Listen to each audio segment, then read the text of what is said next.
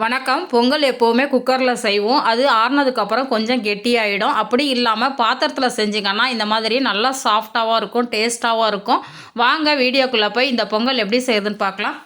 இந்த பொங்கல் செய்கிறதுக்கு கடையில் வாங்கின பச்சரிசி 1 டம்ளர் அளவுக்கு எடுத்துருக்கிறேன். அதே டம்ளரில் அரை டம்ளர் அளவுக்கு பாசிப்பருப்பு எடுத்துருக்கிறேன். ரெண்டையுமே தனித்தனியாக நல்லா கழுவிட்டு ஒரு அரை மணி நேரம் ஊற வச்சு எடுத்துக்கலாம்.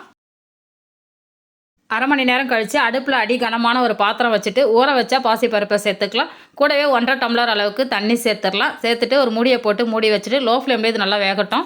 பருப்பு 3/4 பதத்துக்கு இந்த மாதிரி வெந்து வந்ததுக்கப்புறம் அடுப்பில் ஒரு 4 டம்ளர் அளவுக்கு சுடுதண்ணி வச்சுருக்கிறேன். அந்த சுடுதண்ணியை இதில் சேர்த்துக்கலாம்.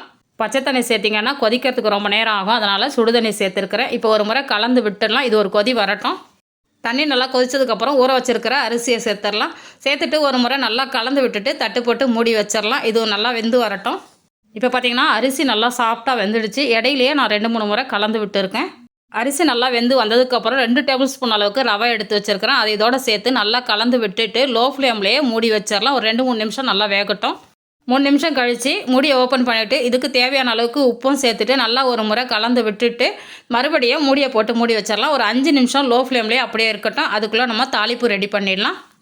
இந்த மாதிரி பொங்கல் செஞ்சிங்கன்னா உங்களுக்கு பொங்கல் கெட்டியாகவே ஆகாது. அப்படியே சாஃப்டாக நம்ம எப்படி செஞ்சோமோ அப்படியே இருக்கும். அடுப்பில் ஒரு கடாய் வச்சுட்டு ஒரு 3 டேபிள் ஸ்பூன் அளவுக்கு நெய் சேர்த்துட்டு கூடவே ஒரு 1.5 டேபிள் ஸ்பூன் அளவுக்கு ரீஃபைண்ட் ஆயிலும் சேர்த்துட்டு நல்லா சூடானதுக்கப்புறம் மிளகு சீரகம் தாளிச்சிக்கலாம். மிளகு சீரகம் நல்லா பொரிஞ்சு வந்ததுக்கப்புறம் கொஞ்சம் முந்திரி உடச்சி வச்சுருக்கிறேன். அதுவும் இதோட சேர்த்துட்டு முந்திரியும் நல்லா செவந்து வந்ததுக்கப்புறம் துருவின இஞ்சியும் கருவேப்பிலையும் சேர்த்துடலாம். கருவேப்பிலை கொஞ்சம் அதிகமாகவே சேர்த்துக்கோங்க. இப்போ கருவேப்பிலையும் நல்லா பொரிஞ்சு வந்ததுக்கப்புறம் ஸ்டவ்வை ஆஃப் பண்ணிவிட்டு வாசனைக்கு பெருங்காயத்தூள் சேர்த்துக்கலாம். பெருங்காயத்தூளும் கொஞ்சம் அதிகமாகவே சேர்த்துக்கோங்க.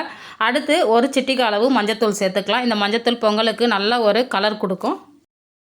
இப்போ பொங்கல் ஒரு 5 நிமிஷம் லோ ஃப்ளேம்லேயே நல்லா வெந்துடுச்சு. இப்போ நம்ம தாளித்து வச்சுருக்கிறத இதோட சேர்த்து நல்லா கலந்து விட்டுடலாம். பொங்கலுக்கு எப்போவுமே நெய் கொஞ்சம் தூக்கலாக இருந்தால் தான் டேஸ்ட்டு ரொம்ப சூப்பராக இருக்கும். வேணும்னா நீங்கள் இன்னும் கூட கொஞ்சம் நெய் சேர்த்துக்கலாம்.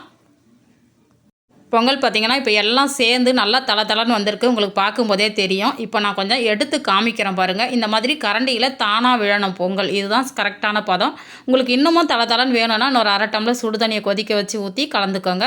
நான் எங்கள் வீட்டில் பொங்கல் எப்படி செய்வேனோ அந்த மாதிரி நெய் மணக்க உங்களுக்கு பொங்கல் செஞ்சு காமிச்சிருக்கிறேன். நீங்களும் ட்ரை பண்ணிவிட்டு உங்களுக்கு எப்படி வந்ததுன்றதை கமெண்ட்டில் சொல்லுங்கள். நான் சுவைக்கட்டும், ஆரோக்கியம் பெருகட்டும். நன்றி.